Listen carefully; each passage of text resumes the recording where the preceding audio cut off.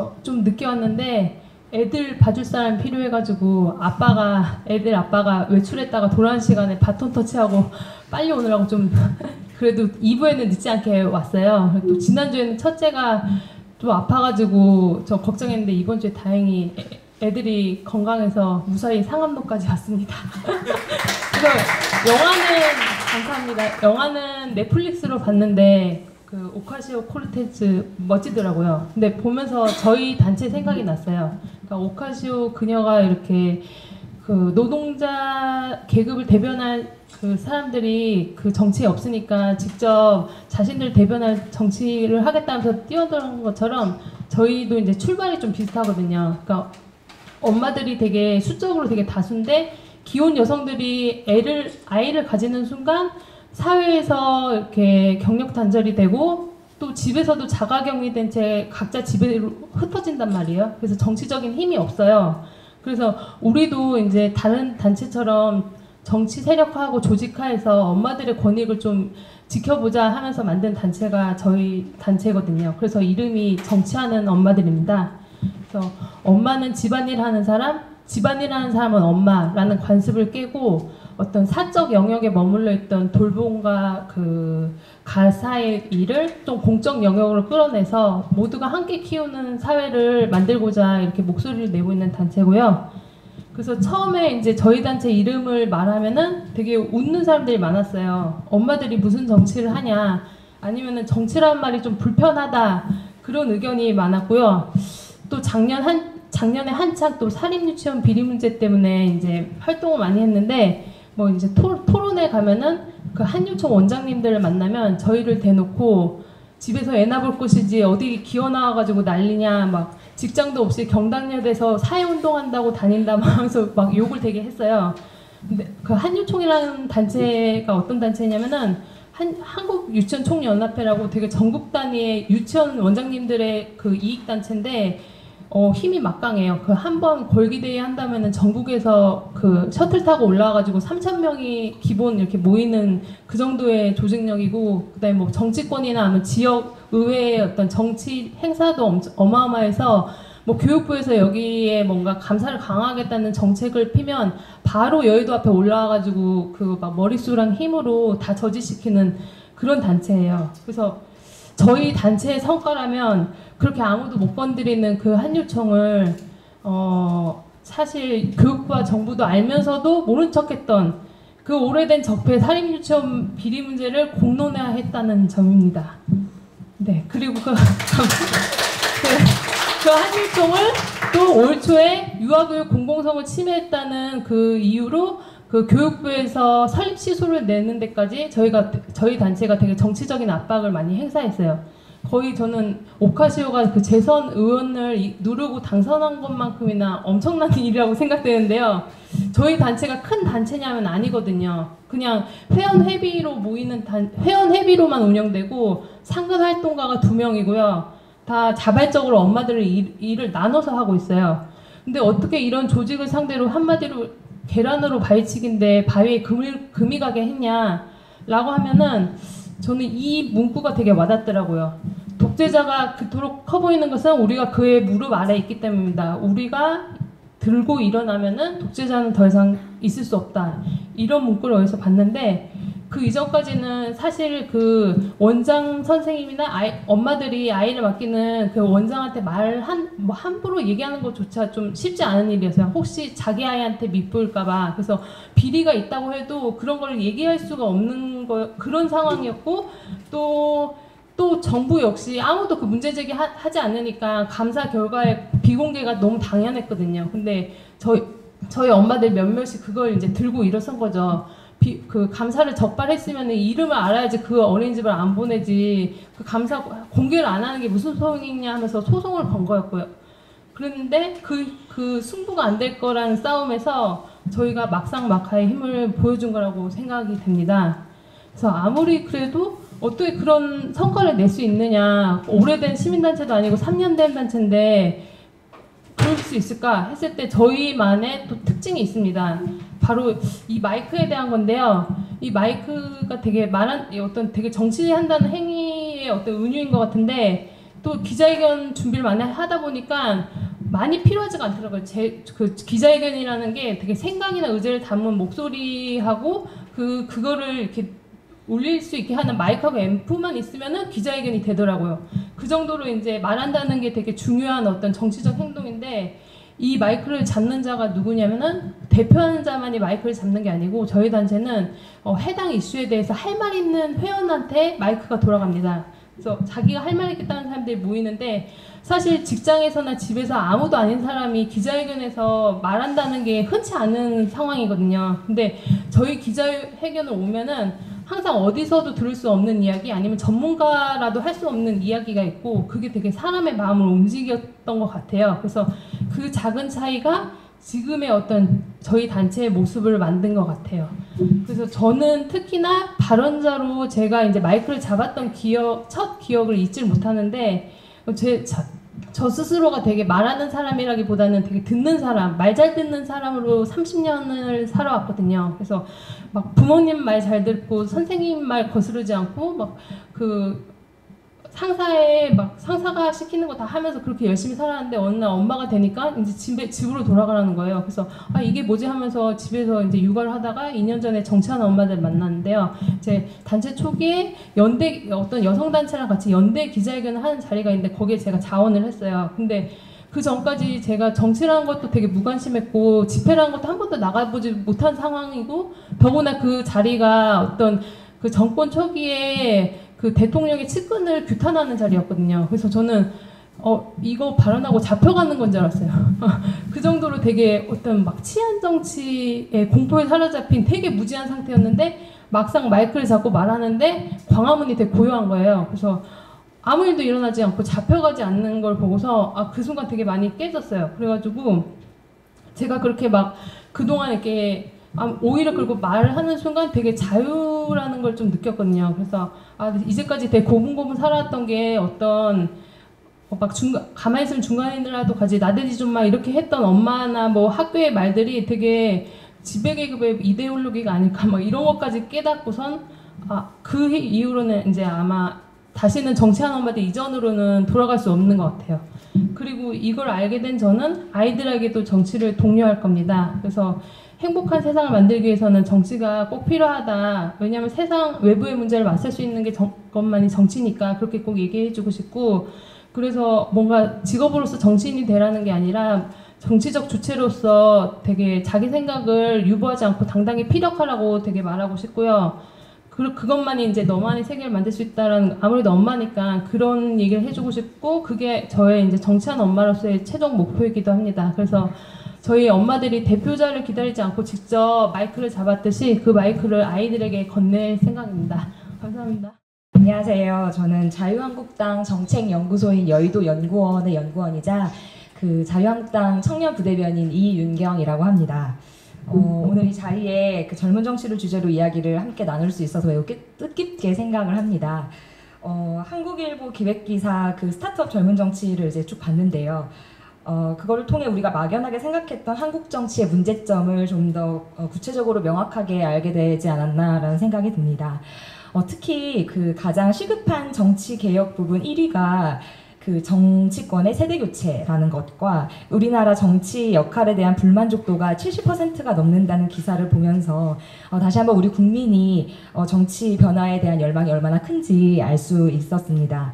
모든 정당이 변화하겠다, 뭐 개혁하겠다라고 저마다 이제 목소리를 내는데 국민이 요구하는 변화에는 아직 한참 못 미치는 것 같습니다. 물론 저희 자유한국당과 여의도 연구원도 특히 그 청년과 여성의 눈높이를 만족시키기엔 아직 많이 부족한 부분이 많은데요.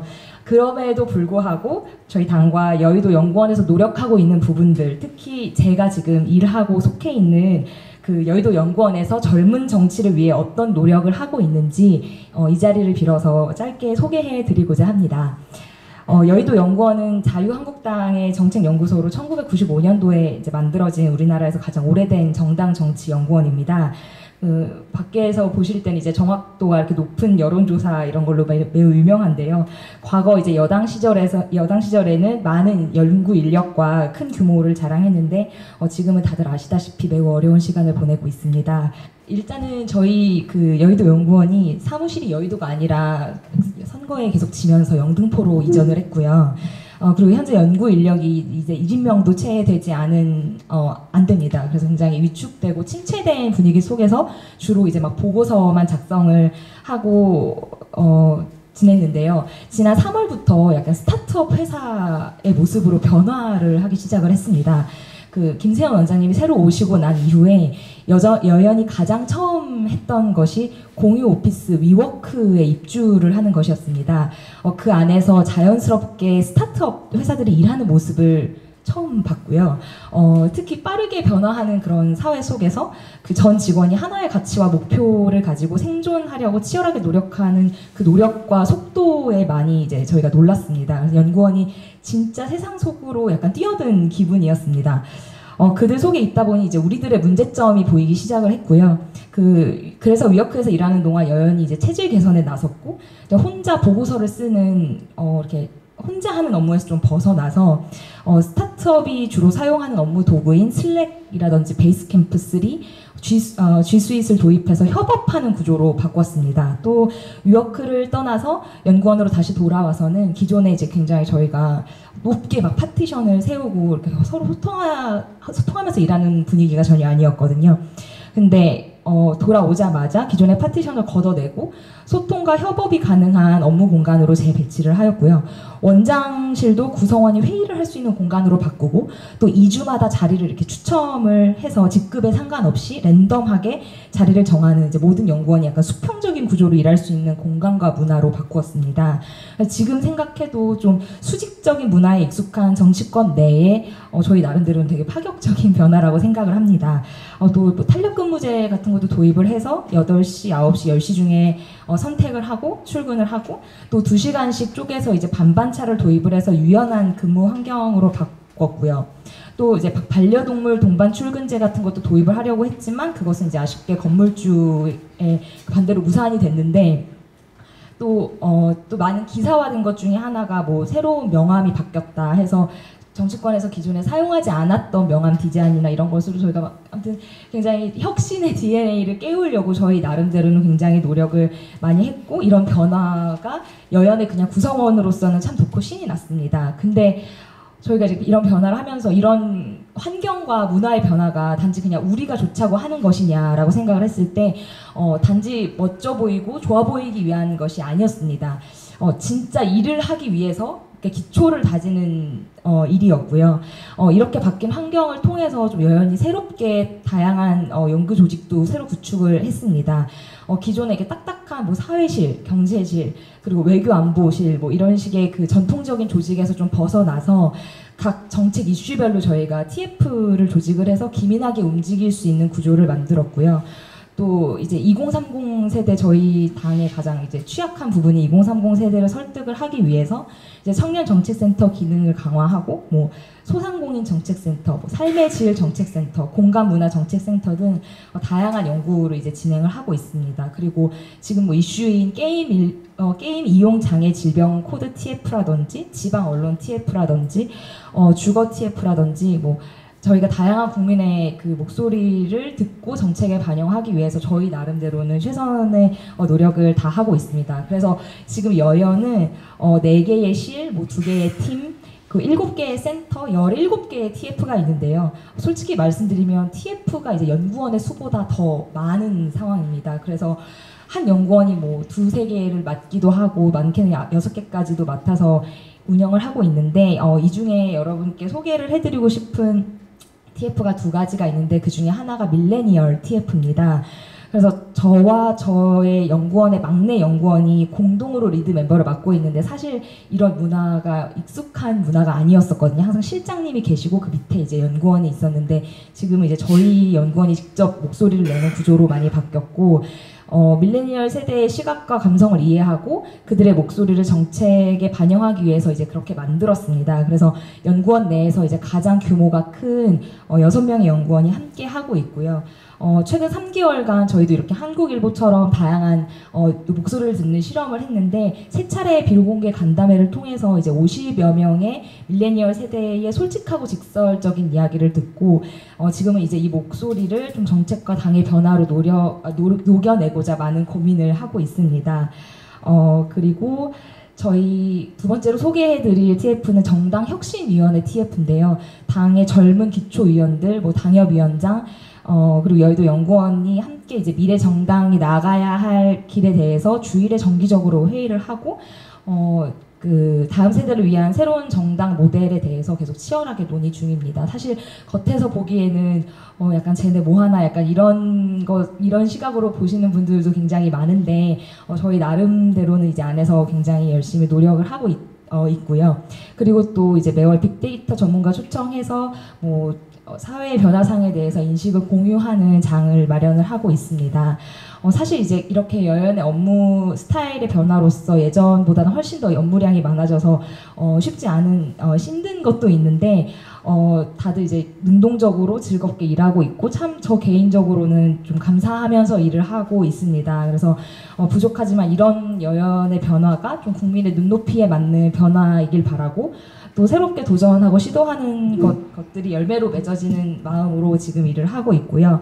또 이런 변화들이 모여서 우리가 바라는 젊은 정치라는 유의미한 결과를 가져올 수 있는 날이 반드시 올 거라고 생각을 합니다. 그래서 우리의 여연의 변화가 여연에만 그치지 않고 또 우리 당, 또 우리 정치 문화에까지 영향을 미쳤으면 하는 바람이고요. 앞으로도 많이 지켜봐 주시고 그 행보에 많은 관심을 부탁드립니다. 감사합니다. 네, 반갑습니다. 정의당 부대표 박예휘라고 합니다. 와.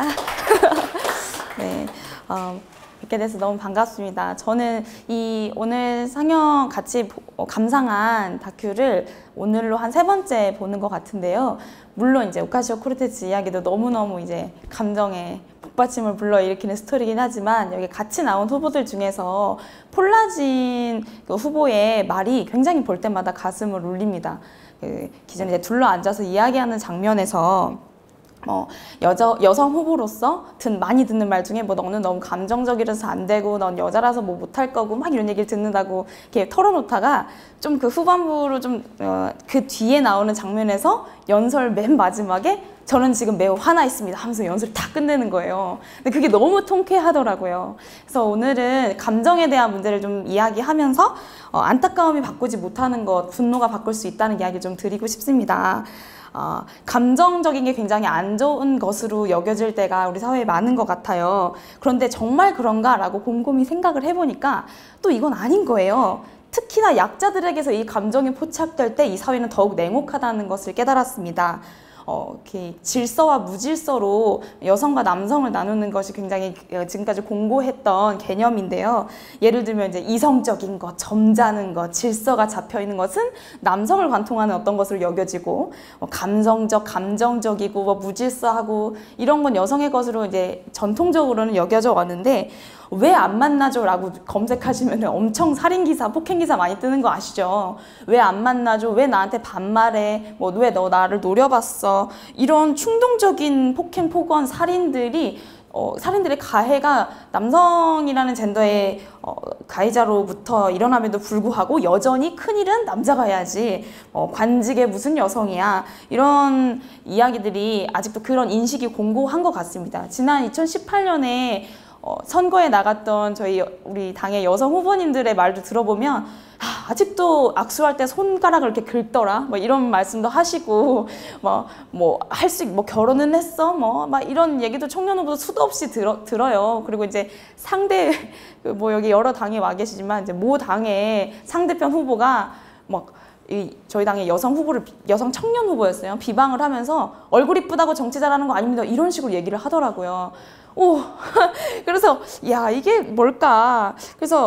근데 이거 과연 남녀만의 문제냐? 아닙니다. 제가 노동권 교육을 들었을 때 강사로 활동하시는 그 노무사님이 과거 이제 활동했던 얘기를 들려주시면서 나도 참 화나는 일들이 많다. 근로감독관 그리고 이렇게 노동 분야에 종사하시는 분들이 뭔가 이제 판단하고 결정해야 되는 분들 입장에서도 이런 하소연을 많이 하신다. 야 나도 잘해주고 싶은데 노동자들이 와가지고 노조분들이 와가지고는 왜 이렇게 있어요? 왜 이렇게 부당하게 합니까? 왜 이거는 바뀌지 않고 이렇게 억울함을 호소하는데 사측에서 올 때는 아유 노무사님 고생 많으시죠. 근로감독관님 고생하십니다. 이런 식으로 너무 젠틀하게 군다는 거예요. 그럼 내 입장에서 누구 도와주고 싶냐? 누구 말 듣고 싶냐?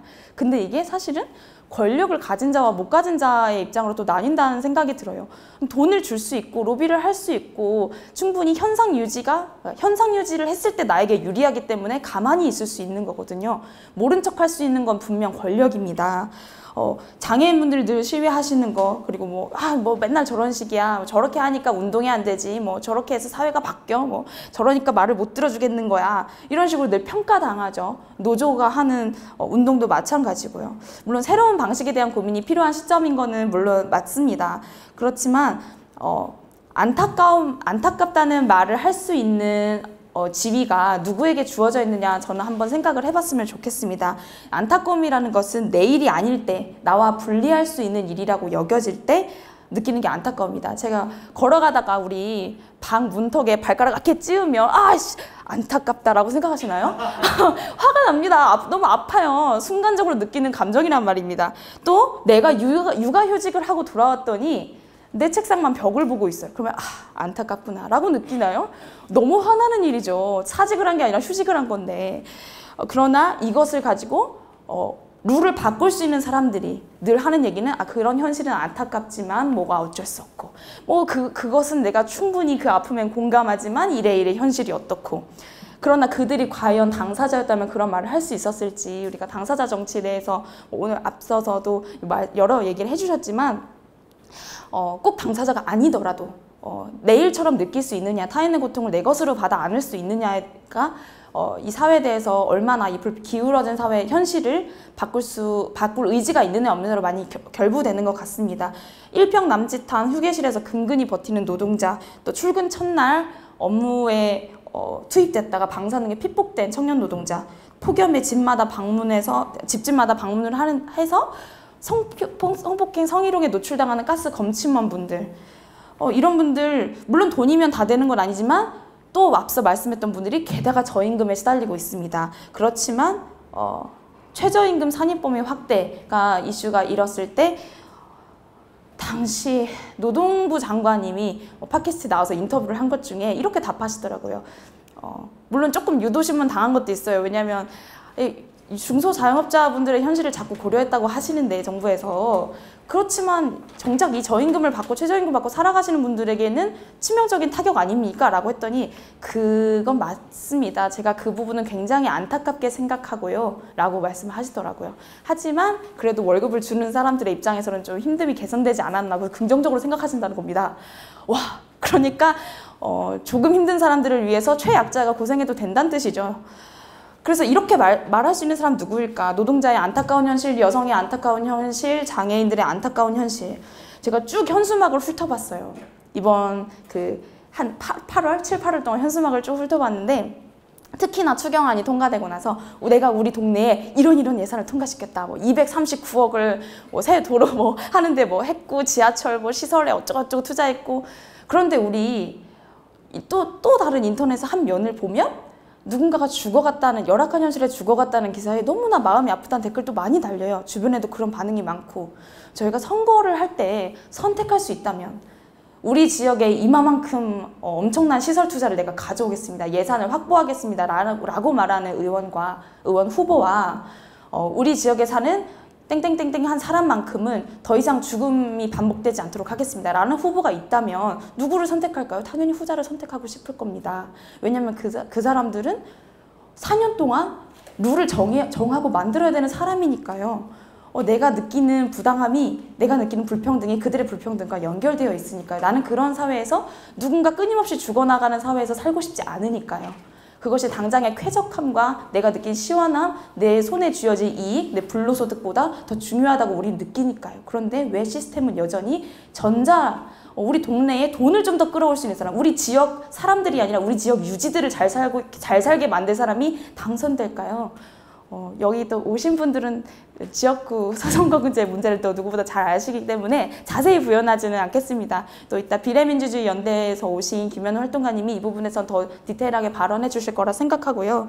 저는 그래서 이런 말씀을 드리고 싶습니다. 지금 장애인, 청소년, 무주택자, 세입자, 또 성소수자, 여성이 겪는 불평등이 내가 겪는 불평등과 그리고 내가 느끼는 부당함과 아주 긴밀하게 연결되어 있다고 생각하신다면, 그리고 이 기울어진 사회를 바꾸고자 말하는 나의 주장과 그들의 주장이 전혀 다르지 않다고 인식하신다면 여러분 계속 정치해 주십시오. 여러분 계속 화나 계셔도 괜찮습니다. 분노하는 사람이 바꿀 수 있습니다. 우리는 안타까워하지 않고 부당하다고 느끼기 때문에 정치를 해야 하는 것이고 우리가 바꿔야 합니다.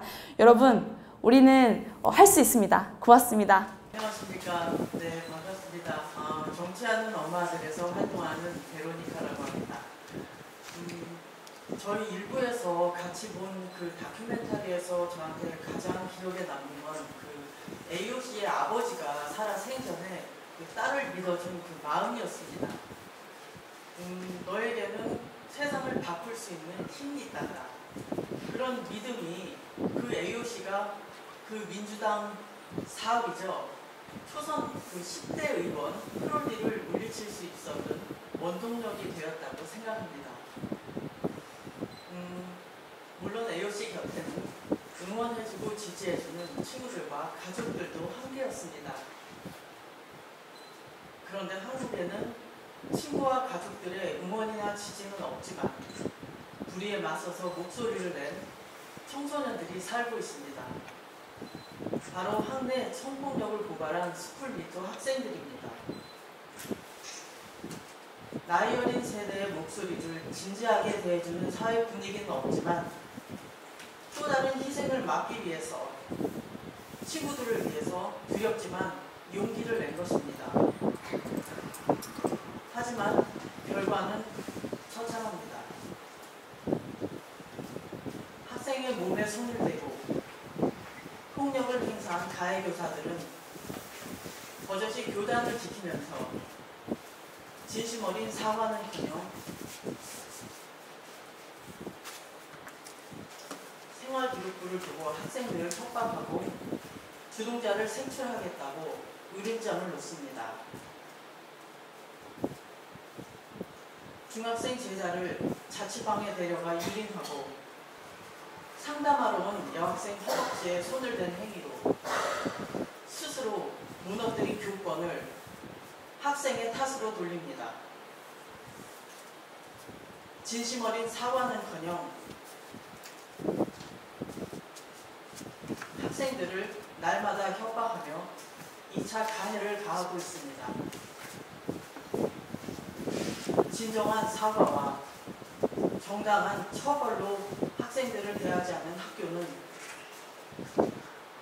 청소년들에게 학습된 무기력을 연마시키고 인권 침해와 성착취 앞에 침묵을 강요하는 폭력의 온상일 뿐입니다. 마땅한 권리를 한 번도 존중받아보지 못한 환경에서 과연 한국판 AOC의 탄생을 우리가 기대할 수 있을지 의문입니다. 올해 한국을 방문한 트위터의 CEO 잭 도시는 트위터가 스쿨미투의 공론장이 된 것이 너무도 영광이라고 말했습니다.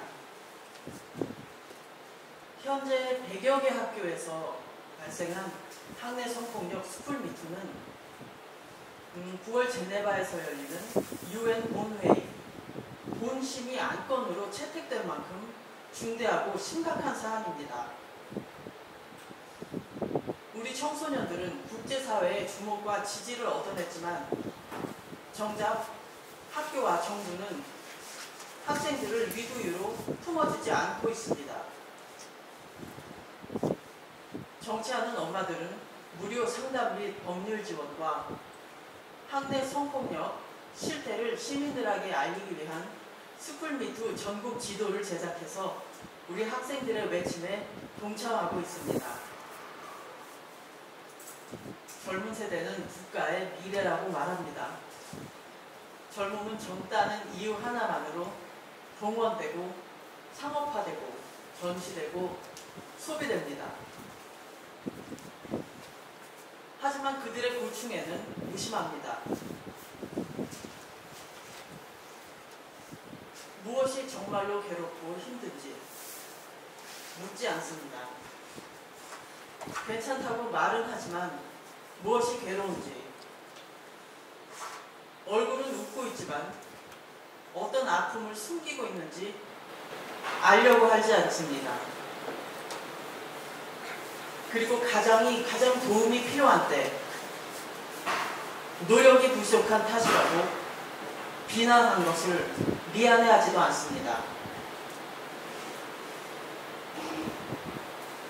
미움받을 용기 하나로 일어난 젊은이들을 감싸주지도 보호해주지도 않습니다.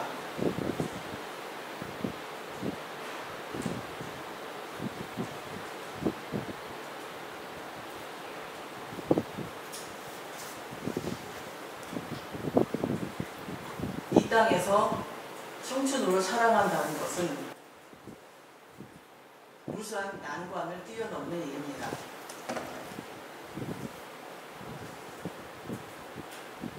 학내 성폭력을 고발한 우리 스쿨미투 청소년들과 여의도의 변화를 요구한 청년들의 정치적 외침에 정부는 스스로 내건 슬로건처럼 나라답고 정의롭게 응답해야 합니다. 그것이 나이와 성별과 지위와 빈부를 초월해 우리 모두가 마음을 열고 정치의 힘을 믿고 정치를 사랑하게 되는 가능성의 시작이기 때문입니다. 감사합니다. 제가 처음 이제 정치를 하고 싶다고 이제 생각하게 된 것은 이제 제가 그 학부가 단국대 출신이에요. 혹시 기억하실지 모르겠는데 몇 년 전에 저희 단국대에서 이제 성희롱 현수막이라고 해가지고서는 크게 논란이 된 적이 있었습니다. 그 졸업할 때 그 총대위원회라는 각 대학마다 조금 조직이 다른데 그 총학생회의 자금을 이제 감시하는 기구에서 졸업을 한다고서는 이제 축 졸업하는데 이제 졸업에 앞자를 따가지고서는 뭐 말해도 되는지 모르겠는데 뭐 이제 졸라 어쩌고 저쩌고 하면서 이제 조금 여성을 성적으로 하는 이제 현수막을 걸어가지고 엄청 크게 논란이 됐어요. 근데 졸업 시즌이니까 그 친구들의 임기가 끝나고 뭐 징계를 할 방법도 없다고 이제 그런 식으로 얘기를 하는데 사실 방법이 없는 게 아니라 학교 측에서는 이제 저희가 캠퍼스가 2개인데 저희 캠퍼스에 있는 이제 학생회 같은 경우에는 정말 학교 당국의 말을 충실히 이제 이행을 하기 때문에 학교 당국에서 어떻게든 보호를 하려고 하는 약간 그런 곳이었거든요. 그래서 이제 그 징계도 싫어하고 그 심지어 다음 학기에 총대위원회 선거를 하는데 그 현수막을 직접 기획했던 당사자가 나와가지고서는 재선거를 하겠다고 후보자로 입후보를 했습니다. 그래서 당연히 학생들은 거기에 대해 엄청 반발을 하고 거기에서 이제 이 사람을 우리 학교 그 대표로 받아들일 수가 없다고 성명을 해가지고 당시에 250명의 학생들이 모여갖고 직접 그 재학생들이 성명을 해갖고 학교 당국에 제출을 했어요. 그러면은 이제 학교 캠퍼스가 사실 재학 중인 학생이 한 뭐 2,000여 명 되는데 그 중에 10%가 넘는 학생들이 그렇게 직접적으로 제출을 했음에도 불구하고 언론 보도를 그렇게 탔음에도 불구하고 학생들이 제출한 거에 학교는 징계 상황을 알려줄 수가 없다. 이제 그거는 개인의 프라이버시이기 때문에 그런 말이 안 되는 변명을 늘어놓고 이제 결국에는 그 후보가 학생들의 압박 때문에 자진 사퇴를 했지 어떤 이제 학교 측의 시스템적이라든지 정당한 이제 결과를 받을 수 없는 그렇게 정말 학생들에게 상처를 입히고 여성들로서 이제 여성 당사자 학생들로부터 이런 상처를 받는 일이 있음에도 불구하고 정말 우리가 정치라는 행동을 해서 이렇게 같이 모이고 연대하고 항의를 했음에도 불구하고 아무것도 사실 바뀌지 않았다고 저는 평가를 했어요. 그래서 이렇게 목소리를 냈음에도 왜 우리가 받아들여지지 않을까? 이것은 학교 당국과 학생의 권력 차이가 있기 때문이라고 생각했고 직접 나가서 우리가 이 이야기를 반영시킬 수 있는 힘이 있어야 되지 않을까. 결국에는 우리가 단순히 말하는 것만으로도 끝나지 않고 직접 어떤 성취를 할 수만 있는 힘을 획득을 해야겠다. 이런 생각에서 그 정치의 중요성을 깨닫게 됐습니다. 실제로 시민단체라든지 이런 것들을 많이 가봐도 시민단체에서 아무리 굉장히 중요한 일이라고 생각해요. 사람들의 구성원들의 인식을 변화시키고 이런 일들이 중요하지만 결국에는 정말 이게 반영되고 하려면 국회의원들 몇몇이 목소리 내는 것이 없다면 그 일들이 이루어지지 않기 때문에 정치권에서도 이런 일들을 반영시키고 할 사람이 필요하지 않을까 해가지고 그때 마침 이제 입당을 한 것은 사실 이제 저희 솔직하게 말하면은 저희 정당의 모든 가치에 저는 동의를 하지 않아요.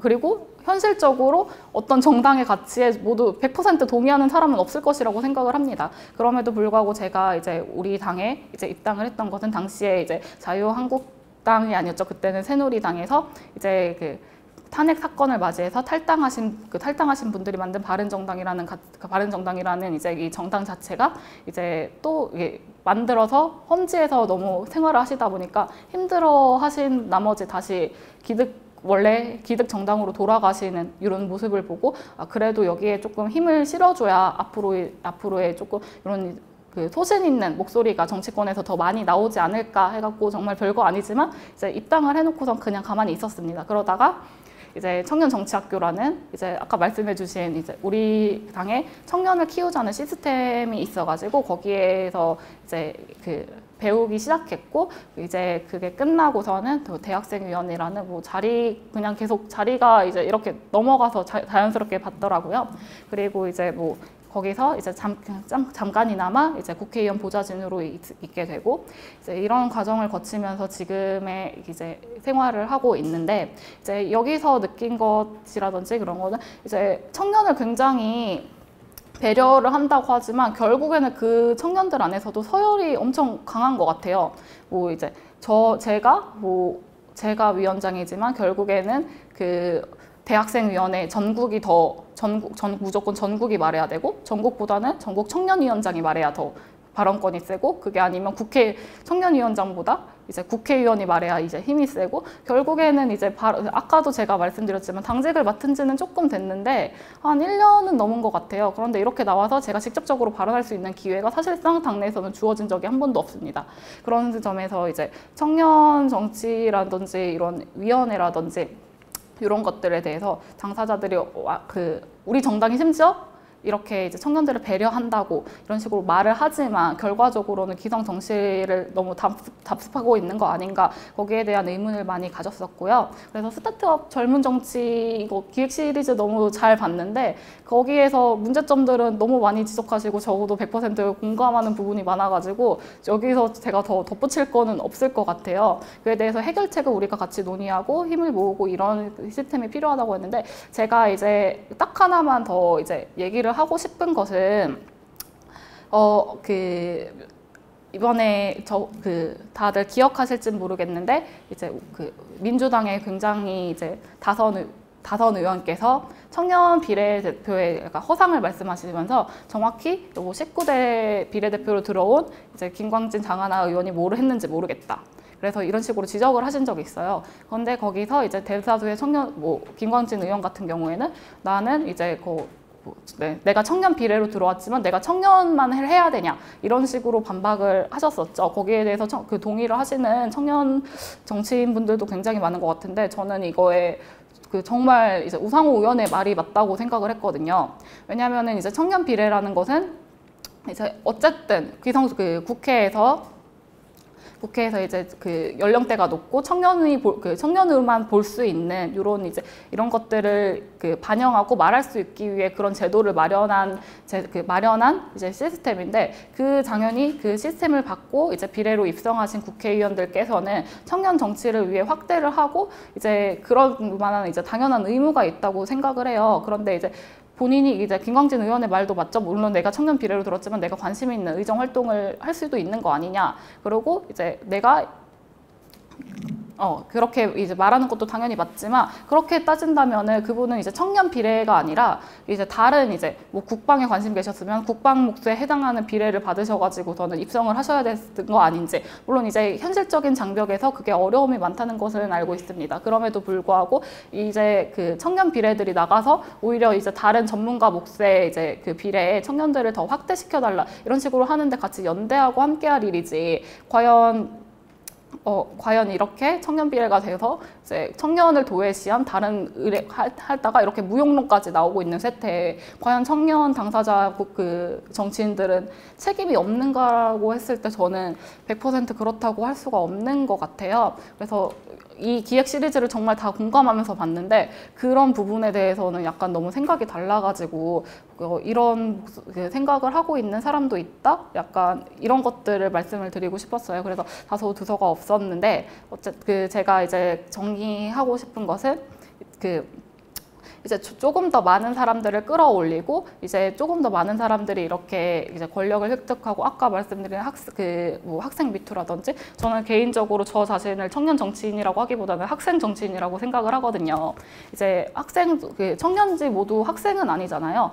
그리고 대학을 모두 진학하는 것도 아니고 근데 제가 알 수 있는 청년의 담론은 저는 이제 학생밖에 없다고 생각을 해요. 학부에 다니고 이제 대학원을 다니면서 조교 생활이라든지 이런 분들에서 굉장히 큰 공감을 느꼈고 앞으로도 그 부분에 대해서 정치를 하고 싶기 때문에 저는 청년 정치인보다는 학생 정치인이라고 불리는 것을 선호를 하는데 어쨌든 이런 청년 목소리의 비례를 받아가지고서는 하시는 분들께서는 조금 더 같은 이제 정치인들을 끌어올리기 위한 당연한 이제 의무가 있는 거 아닌가. 이제 이 이제 시스템을 바탕으로 저희 국회가 이런 시스템이 없는 것은 아니기 때문에 이런 나머지 조그만 이런 것들을 더 확대시켜가기 위해 노력해야지 이걸 단순히 이제 내가 진출할 수 있는 내가 이제 목소리를 보여갈 수 있는 단순한 이런 그냥 나의 자리를 획득하기 위한 수단으로서 사용되고 이제 많은 것은 조금 지양해야 되지 않나 약간 이런 말씀을 드리고 싶었습니다. 그래서 더 많은 사람들이 이제 이렇게 발언을 할 수 있도록 같이 연대하고 상호 힘을 내고 이런 공간이 되었으면 좋겠어요. 감사합니다. 안녕하세요. 민중당 인권위원장 하고 있는 손솔입니다. 일단 이 기획 자체가 정치를 되게 입체적으로 볼 수 있게 많이 고민을 해주신 것 같아서 되게 소중한 자리라고 생각하고 왔거든요. 그래서 한국일보에서 기획을 잘 해주셔서 좀 청년 정치, 젊은 정치, 그리고 국회 자체가 어떻게 구성되고 운영되고 있는지에 대해서 입체적인 시각을 좀 나눌 수 있겠다라는 생각을 많이 했습니다. 그래서 감사한 마음을 좀 전하고 싶었고요. 네, 저는 직접 창당을 하면서 정치를 시작했습니다. 2016년에 제가 처음 새로운 진보정당을 만들어보자 제안했던 대학생으로 만 21세에 민중연합당을 창당하고 지금 민중당으로 합당해오는 과정에서 이제 정치 활동을 시작했고요. 그래서 제가 만 21세에 직접 정당을 만들고 대표로 활동을 했는데요. 그때가 만 21세이긴 했지만 저는 이미 이화여대 총학생회장의 임기를 끝낸 대학교 3학년이었습니다. 그래서 사실 숫자로만 보면은 상당히 어려 보이고 또 만이라는 숫자가 붙으면은 우리나라의 나이랑 좀 달라지기 때문에 굉장히 어린 아무것도 모르는 애가 한다고 생각하지만 실제로 총학생회 활동을 하면서 그리고 그때 당시에 이화여대 박근혜 대통령이 방문했을 때 반대 시위를 열기도 하고 학교의 최경희 총장과의 구조조정에 반대하는 행동들을 하면서 제가 15일 동안 단식을 하고 학생들 힘을 모아내는 활동들을 해왔었거든요. 그래서 저는 나름의 그때 당시에 제가 있었던 공간에서의 정치를 충분히 경험하고 또 많은 사람들의 공감을 얻어내는 설득의 과정들을 해왔다고 생각합니다. 네, 아주 어린 애가 정치를 시작했다 이렇게 읽히는 거죠. 그래서 창당부터 지금까지 저는 민중당에서 4년간 정당의 공동대표 그리고 청년의 대표, 그리고 현재는 인권위원장이라는 중앙위원회에서 인준한 상설위원회 위원장을 하고 있습니다. 하지만 여전히 만 24세입니다. 우리나라 피선거권 만 25세부터 부여되는 거 알고 계시죠? 그래서 올해는 제가 피선거권이 없는 당사자로서 이야기할 수 있는 마지막 한 해가 될 것 같아요. 그리고 내년에 만 25세가 되어서 제가 지난 선거를 창당을 하고 2016년 총선, 2017년 대선, 2018년 지방선거, 그리고 올해 있었던 보궐선거까지 그냥 피선거권이 없는 사람으로서 투표만 할 수 있는 사람으로서 그리고 정당을 활동을 하는 사람으로서 지켜보기만 했던 것이 저의 안타까움 중에 하나였습니다. 저는 누구나 정치할 수 있어야 된다라는 생각으로 그리고 세상이 바뀌어야 함을 고민하고 행동했던 사람들이야말로 정치해야 한다라는 생각으로 민중연합당을 창당하고 지금도 민중당에서 활동하고 있습니다. 제가 처음에 대표를 됐을 때 정말 많은 분들이 신기해했어요. 만 21세 정당 대표라니. 근데 그런 인터뷰나 저에게 가장 많이 들어온 질문들이 어떻게 어린데도 정치에 관심을 가졌냐. 가정 생활에 뭐가 다른 게 있었냐? 부모님이 정치하셨냐? 요새 청년들은 관심이 없는데 특별한 이유가 있었냐? 이런 질문들을 제가 가장 많이 받았어요. 근데 저는 말씀드렸다시피 누구나 정치할 수 있어야 된다 이런 생각으로 창당하고 정치 활동했기 때문에 저에겐 이게 너무 당연한 일이었는데 세상이 이렇게도 청년이 정치하는 거에 대학생이 정치하는 거에 신기해하는구나 이런 생각이 오히려 당혹스러웠던 적도 있었습니다. 정치에 관심을 가지고 활동하는 몇 안 되는 기특한 청년이 되어 있는 모습을 보면서 좀 이게 정말 청년으로서 정치한다는 게 이렇게밖에 비춰지지 않는가 이런 좀 속상함도 많이 느꼈던 것 같아요. 청년이 20대가 대학생이 저는 아직도 대학생이거든요. 올해 8월에 졸업을 할 예정이에요. 그래서 이 대학생이 정치 활동을 한다는 것이 그만큼 신기한 것으로 받아들여지는 이 세상이 어떻게 구성되어 있는 것일까 봤을 때 청년들이 정치에 관심이 없는 게 당연하다고 인식되는 현실이 피선거권이라는 기본권이 박탈되어 있는 정치에 관심을 가지기 어려운 정치의 구조랑 맞닿아 있구나 이런 생각을 하게 되었습니다.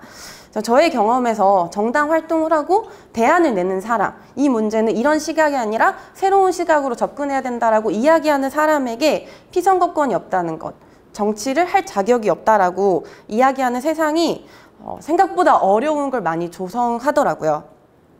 그래서 저는 출마할 권리를 박탈을 당했고 지난해 그리고 그 지난해 제가 정당의 대표로 있었던 3년 동안 총 3번의 헌법소원을 냈는데 피선거권 연령조항 제한 조항에 대한 위헌 청구 헌법소원을 제가 다 냈어요. 그 해당 조항에 똑같은 내용으로 또 가장 많이 헌법소원을 한 사람이 제가 아닐까 이런 생각을 또 하기도 하는데요. 피선거권의 나이 제한 규정이 정말 큰 걸림돌이었습니다. 그래서 1차, 2차는 연대하는 시민단체들과 많이 하기도 했지만 3번째는 정말 한번 헌법소원 이겨보고 싶어가지고 그 연령을 넘었지만 헌재에서 제출한 그런 조건들이 있거든요. 고등교육을 받았고 병역의 의무를 했고 납세의 의무를 질 수 있는 사람의 정도가 만 25세이다라고 헌재에서 판결했는데 만 25세가 넘지 않았어도 고등교육을 졸업했다거나 군대를 다녀왔다거나 이미 납세 의무를 지고 있는 그런 지금의 법의 바깥에 있는 사람들이 충분히 있다는 걸 증명하기 위해서 정말 잘 이겨보고 싶어서 헌법소원을 냈는데 헌재에서는 제대로 검토하지도 않고 이제 기각을 했습니다. 네, 말씀드렸듯이 헌재의 이 합헌 결정문의 내용을 보면 조건이 정치를 할 자격에 대한 조건을 고등교육을 졸업하고 납세 병역의 의무를 이야기를 하고 있습니다. 근데 이거는 뒤집어서 보면은 고등교육을 나오지 않고 병역의 의무를 하지 않고 납세 의무를 지지 못하는 사람은 정치를 할 자격이 없다라는 헌재의 판단과 맞닿아 있는 것을 볼 수 있습니다.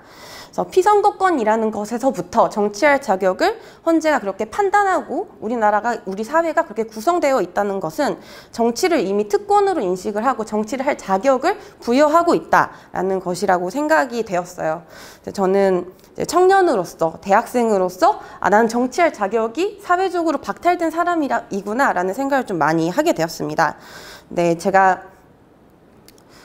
이번 8월에 졸업을 한다고 말씀을 드렸잖아요. 근데 저는 제 또래 중에 좀 늦게 졸업하는 편이에요. 제가 학교를 7년이나 다녀가지고 좀 늦게 졸업을 하는 편인데 그렇다면 제 또래들, 제 친구들, 제 동기들은 이미 대학을 졸업했는데도 아직도 피선거권이 없는 거거든요. 그렇게 다시 말하자면 대학생은 피선거권이라는 기본권을 이미 박탈된 사람이라는 것이죠. 만 25세라는 거는 사실 나이로 보면 26, 27이 돼야 처음으로 이제 총선에 도전해보는 자격이 생긴다는 건데 우리나라가 또 경력이나 초선은 처음 나오면 여러 번 해봐야지 이런 이야기로 또 딜레이 되는 시간이 엄청 깁니다. 그래서 이런 현황에서 대학생들의 문제가 해결될 수 있는 것일까? 대학 등록금 문제, 구조조정 문제, 최근에 강사법에 대한 문제가 과연 국회에서 제대로 진정성 있게 다루어질 수 있을까? 저는 이런 부분에서 청년들이 정치에 대해서 되게 많이 소외되고 권리를 박탈되었다라는 것을 느꼈습니다. 네, 청년들뿐만이 아니잖아요. 사실은 연령 제한은 법에 있지만 실제로 여성이나 장애인 그리고 저는 비정규직 노동자들 중에도 또 여성이 많이 그 부분을 차지하고 돌봄의 역할을 가정에서도 가정에서도 그리고 이제는 일에서도 돌봄의 역할을 여성이 떠맡아야 하는 사회가 됨으로써 비정규직 여성들도 그 자격을 자연스럽게 박탈되고 있다고 느끼거든요. 이런 정치할 자격이 박탈된 사람들, 이 정치할 자격을 나누는 것은 기존의 정치가 해왔던 것인데 이 정치할 자격을 나누는 이 시선은 정말 권위주의적이고 연령주의적인 기득권적인 시선으로 구성이 되어 있구나. 그래서 그 기득권의 시선으로 국회의원의 특권을 가질 사람을 구분해 온 것이 지금까지의 정치이지 않을까. 그렇다면 우리는 이 문제에서 그 기준을 흔들 수 있는 새로운 정치, 새로운 기준을 또 만들어낼 수 있는 그런 활동들을 해야겠다라는 생각을 많이 했습니다. 앞에서는 피선거권을 중심으로 말씀드렸지만은 기탁금의 문제라거나 지역 정치를 중심으로 하기 때문에 실제로 사회 초년생이 얻을 수 있는 입지가 매우 적다는 것, 이런 것들이 우리 사회의 선거 그리고 국회 그리고 제도를 구성하는 되게 많은 기반이 되고 있죠. 그 시선에서 자격을 박탈당한 사람들이 어떻게 새로운 기준을 내는 정치를 할 수 있을까를 고민을 많이 했습니다.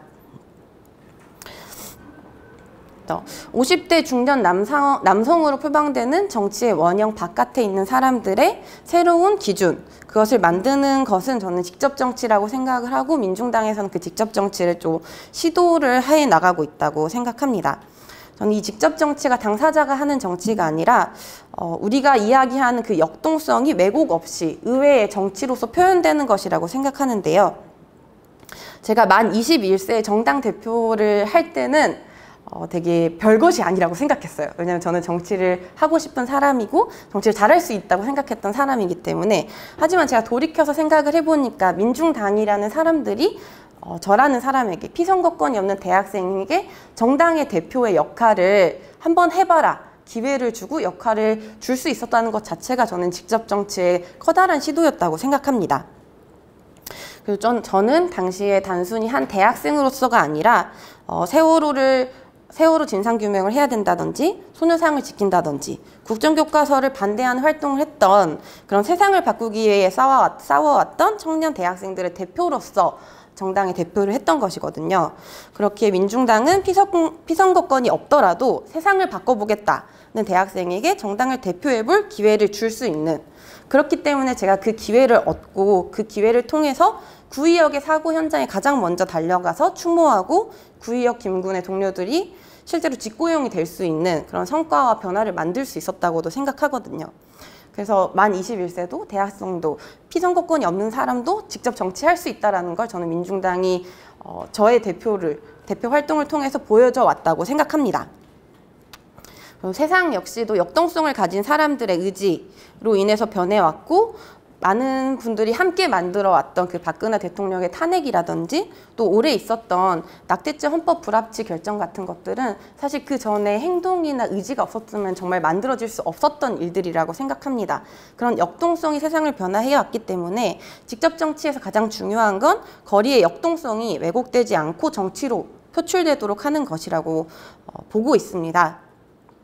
그렇게 모든 당사자가 직접 선출되는 정치인이 될 필요는 없지만 그 이야기를 가장 잘할 수 있는 한 사람, 두 사람, 세 사람이 정치 무대에 들어가는 것은 가장 필요한 일이라고 생각하고요. 왜곡되지 않는 것, 정치의 공론장에서 논의가 들어가서 당사자들의 경험을 통한 근본적인 해결책을 만드는 것이 직접 정치라고 생각합니다. 그래서 자격을 나누던 특권 정치, 기성 정치가 아니라 자격이 없다고 규정되었던 사람들이 직접 정치로 기준을 바꾸고 장벽을 넘는 정치를 해나갔으면 좋겠습니다. 감사합니다. 네, 안녕하세요. 저는 비례민주연대 김현우 활동가입니다. 오늘 인상적인 영화를 봤습니다. 여기서 가장 인상적이었던 그런 부분이 오카시오의 그 아버지께서, 오카시오야, 이 국회는 다 너의 것이다, 이렇게 했는데, 저도 이 국회가 다 저의 것이라 생각하고 여기 계신 모든 분들의 것이라고 생각합니다. 제가 여기 나와서 하고 싶은 말은 그 청년 정치 대표성 확보를 위해서는 연동형 비례대표제로의 선거제도 개혁과 그 비례대표 의석 확대가 아주 핵심이다, 이것을 확실하게 말하고 싶어서 나왔습니다.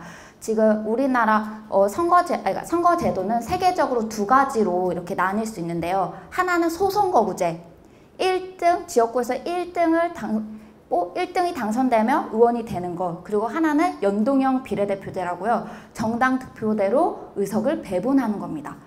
1등 승자 독식 선거제도는 미국, 일본, 한국 있고요. 연동형 비례대표제 선거제도는 정치 선진국이라고 부르는 스웨덴, 덴마크, 노르웨이, 핀란드 등이 있습니다. 그 청년 정치 비율이 우리나라에서는 1%도 안 됩니다. 지금 20대 국회에서는 자유한국당 그 신보라 의원님, 그리고 이제 바른미래당의 그 김수미 의원이 단 2분만 계시는데요. 이 2분이 저희 청년 세대의 정치 대표성을 다 보장한다고 보지 않습니다. 저희의 그런 심각한 불평등 문제나 주거 문제나 아니면은 그런 낮은 성인지 감수성으로 기인하는 그런 모든 사회 조직에서 오는 그러한 수많은 문제들을 해결해 주기에는 턱없이 모자른 청년 세대의 그런 인원수라고 생각을 합니다. 그러면은 연동형 비례대표제를 가진 나라들은 어떻냐? 이런 나라들은 스웨덴, 덴마크, 노르웨이라는 이런 연동형 비례대표제를 가진 나라들은 청년 의원 비율이 최소 20%에서 최대 40%까지 됩니다. 그만큼 정당 득표대로 의석을 배분하니까 또 내가 어떤 정당에 가서 내가 어떤 목소리를 받아도 유권자들의 표가 거대 정당만이 아니라 3등, 4등, 5등을 찍어도 그 표 그대로 정당 득표로 해서 의석으로 환원이 되니까 그게 이제 선순환이 되는 겁니다. 지금 소선거구제는 거대 정당이 50% 받으면 90석을 가져가고 군소 정당은 10% 받으면 1석 가져가는 굉장히 비정상적인 선거 제도를 가지고 있습니다. 비례민주주의연대는 이런 50% 가져가면 50석 갖고 10% 가져가면 10석 갖는 이런 공정한 선거 제도를 만들자고 하는 그런 유권자 시민단체입니다.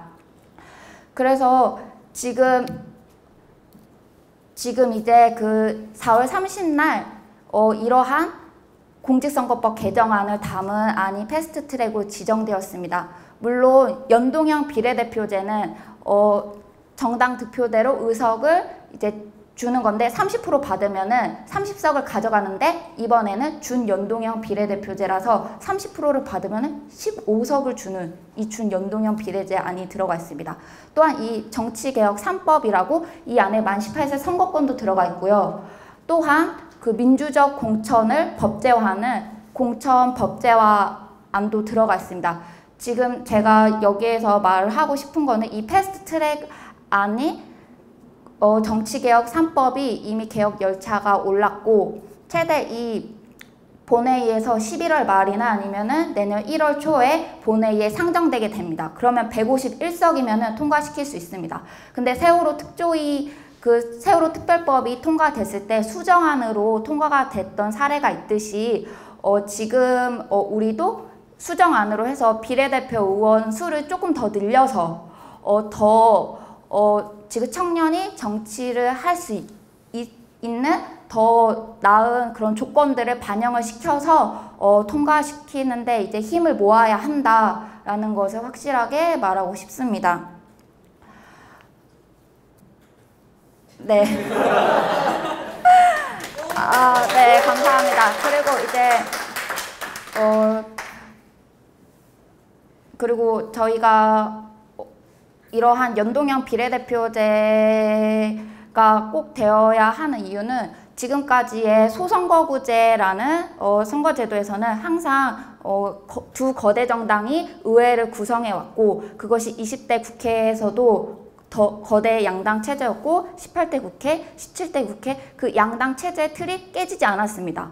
제가 이러한 거대 정당의 양당 체제의 틀을 깨는데 엄청 힘을 모아야 합니다. 그리고 이번에 기회가 왔을 때 더욱 그 틀을 깨는데 힘을 모아야 하고 이러한 다당제 국회로의 정착이 됐을 때 조금 더 내가 두 개의 선택지가 아니라 조금 더 다양한 선택지로 갔을 때 이런 두 양당 간의 갈등의 정치가 아니라 정말 합리적으로 정책적으로 이렇게 합의를 구축해서 합의의 정치가 될 수 있다고 봅니다. 그럴 때 우리가 지금 무언가 정치의 뜻을 갖거나 어떤가 가치적인 일을 했을 때 항상 뭔가 포기해야 하잖아요.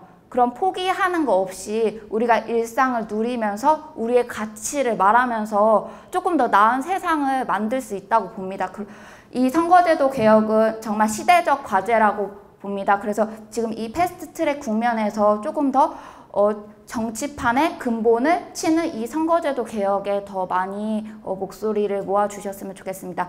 그리고 이 정치 개혁 의제가 돼야 다른 사법개혁이든 다른 것들이 다 줄줄이 다 연관이 돼 있습니다.